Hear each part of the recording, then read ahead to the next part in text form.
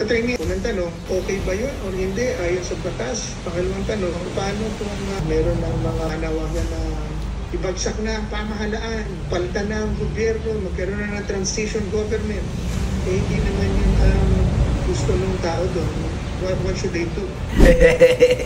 Yung success and failure ng rally na ito is depende pa rin talaga kung gaano kadisiplinado yung mga leaders o yung mga participants ng iba't ibang mga organizations. Ang nakasalalay sa ating lahat sa kamay natin kung gusto natin maging successful o hindi. Kapag hindi tayo disiplinado, hindi tayo focus sa singular strategy, huwag tayong umasa na may mangyayari sa atin. So it's up to us kung maging successful tayo o hindi. Kung ganyan katigas ang ulo nila, same strategy, magulo, hindi nila kayang i-take in yung mga interest ng iba, napaka-selfish nila at alam nilang ma-undermine nila yung common movement natin, di huwag tayong umasa na magiging successful. Kaya mga kababayan, yung mga gustong sumali dito, maging disiplinado kayo at mag-focus kayo sa singular message na common sa ating lahat na ayaw na natin yung corruption at gusto natin ng pagbabago.